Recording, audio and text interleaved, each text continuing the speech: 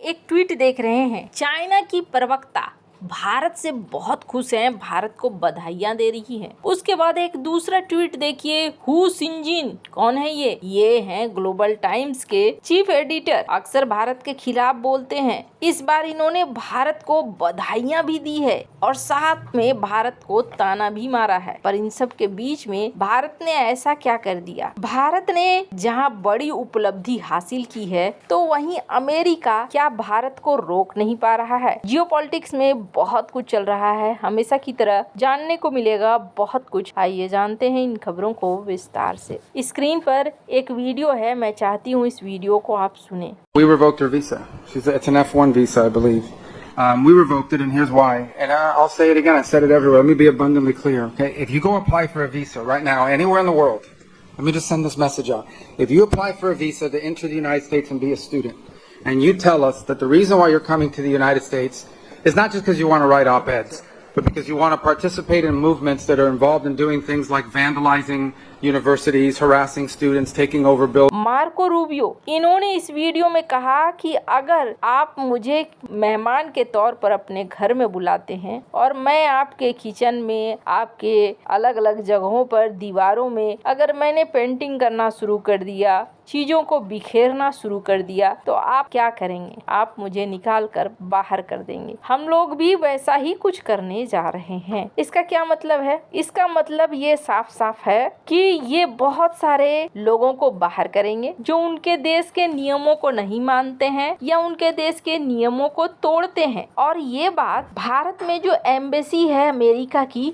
उन्होंने भी की। स्क्रीन पर आप देख सकते हैं इस ट्वीट को। इसे मीडिया ने हाथों हाथ लिया है, बहुत सारी मीडिया ने छापा है। खास करके अगर पाकिस्तान की बात करें तो पाकिस्तान की मीडिया ने बहुत ज़्यादा छापा है इस चीज़ को लेकर कि भारत को इस तरीके से वार्निंग दी जा रही है। हालांकि ये वार्निंग भारत के नाम पर नहीं है, बल्कि सभी लोगों के ऊपर है कि कोई भी अगर नियम को तोड़ता है तो उनको सजा मिलेगी और उनको निकाला जाएगा, वगैरह वगैरह। वहीं दूसरी तरफ स्क्रीन पर एक ट्वीट देखिए, एम्बेसडर सर्जियो गौर, वो ट्वीट करते हैं कि अमेरिका भारत के साथ अपने रिलेशनशिप को बहुत ज्यादा मान्यता देता है और पीएम मोदी डोनाल्ड ट्रंप के बीच में जो रिश्ता है, मैं चाहूंगा कि दोनों देशों के बीच के रिश्ते मजबूत हों। ये ट्वीट दिखलाते हैं कि वैसे तो अमेरिका भारत के साथ संबंधों को मजबूत करना चाह रहा है, लेकिन सच क्या है? सच ये है कि ये जो H1B का आप देख रहे हैं या फिर और भी कई तरह के चीजें आस पड़ोस में आप देख रहे हैं, वो है भारत के ऊपर दबाव बनाना। भारत के ऊपर किस चीज का दबाव? ये चाहते हैं कि हर हाल में जो भारत के साथ ट्रेड डील हो, वो ट्रेड डील अमेरिका की शर्तों पर हो। डोनाल्ड ट्रंप एकदम आखिरी मोमेंट तक देखना चाहते हैं कि भारत झुकता है कि नहीं झुकता है। और ये जो क्षण है ना, ये क्षण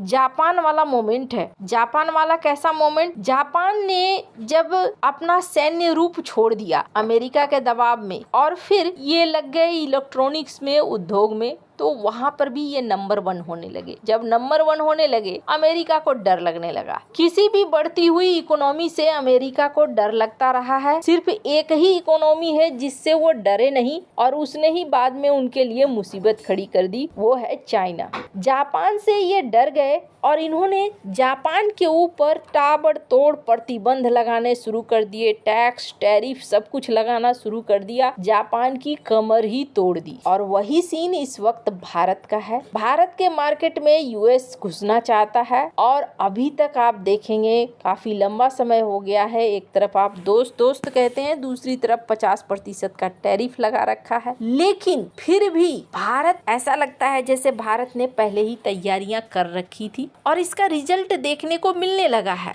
डोनाल्ड ट्रंप के न चाहते हुए भी उनकी कंपनियां भारत के अंदर पैसा लगा रही हैं। स्क्रीन पर आप एक आर्टिकल देख रहे हैं, लॉकहीड मार्टिन भारत के अंदर प्रोडक्शन हब बनाना चाह रहा है। ऐसी कई कंपनियां हैं, एआई की दिग्गज कंपनियां, माइक्रोसॉफ्ट, गूगल, मेटा, ये भारत के अंदर पैसे लगा रहे हैं। ये कंपनियां क्यों पैसे लगा रही हैं? क्योंकि भारत में उनको वो बढ़ती हुई इकोनॉमी दिख रही है। स्क्रीन पर एक ग्राफ देख रहे हैं, इसी ग्राफ को लेकर अभी चर्चा भी हो रही है। चाइना ने बधाइयां भी दी है भारत को कि भारत आप चौथी अर्थव्यवस्था बन गए दुनिया। अब चाइना की तरफ से ये बधाइयां ना कुछ ज्यादा आ रही है। आप देख सकते हैं उनकी प्रवक्ता ने भी लिखा कि बधाई हो, इतिहास, इकोनॉमी और सब चीज की दुहाई देनी शुरू कर दी कि आपने बड़ी मेहनत से, लगन से ये पोजीशन हासिल किया है कि आज आपने जापान को पछाड़ दिया। हमने 2010 में जापान को पछाड़ा था, आपने आज पछाड़ा और ये संकेत है कि आप आगे बढ़ेंगे। चाइना से ऐसी तारीफें सुनने की आदत नहीं है, क्योंकि चाइना अक्सर भारत के खिलाफ ही लिखता रहा है। और सबसे कमाल की बात क्या है, हु सिनजिन कौन है ये? ग्लोबल टाइम्स के संपादक रहे हैं और ये अक्सर लिखते थे भारत के खिलाफ ही। यहाँ तक कि कई बार तो इनके ग्लोबल टाइम्स में ऐसे आर्टिकल छपते थे कि भारत मैन्युफैक्चरिंग हब बनने की सोच रहा है, चाइना को रिप्लेस करने की सोच रहा है। ये तो संभव ही नहीं है। अब उसी हु सिनजिन ने भारत को बधाइयां दी हैं, लेकिन कहते हैं ना, रस्सी जल गई पर बल नहीं गया। वैसे ही हु सिनजिन के साथ है। हु सिनजिन अपनी आदत से मजबूर हैं। उन्होंने बधाई देते हुए ताना भी कस दिया। और ताना क्या कस दिया कि देखो आज तो जापान की हालत बहुत खराब है, भारत जापान को पछाड़ कर आगे निकल गया। हमने तो 10 साल पहले ही पछाड़ दिया था और हम दुनिया की दूसरी अर्थव्यवस्था बन गए थे। अभी चाइना और भारत में ना 15-16 साल का फर्क है। इतना अंतर तो जरूर है। हालांकि जब इन्होंने लिखा तो उसके नीचे बहुत सारे लोगों ने कमेंट कसना शुरू कर दिया और कहा कि टेंशन मत लो, तुम्हारा भी हाल जापान वाला होने वाला है। और इसके पीछे उन्होंने कारण भी दिया जो काफी हद तक सही भी है। कारण क्या है? जापान की इस वक्त जो गिरने की वजह है, एक तो अमेरिका ने उस समय रुकावट डाली जिस समय जापान बहुत तेजी से आगे निकल रहा था, और दूसरा जापान की आबादी बूढ़ी हो चुकी है। इसके अलावा घर में बहुत तरह की परेशानियां हैं और इस वजह से जापान अब रुक चुका है लगभग, और भी गिरेगा, संभलेगा तब तक काफी देर होगी। चाइना के साथ ठीक यही सीन है। चाइना की आबादी अब बूढ़ी हो रही है। One child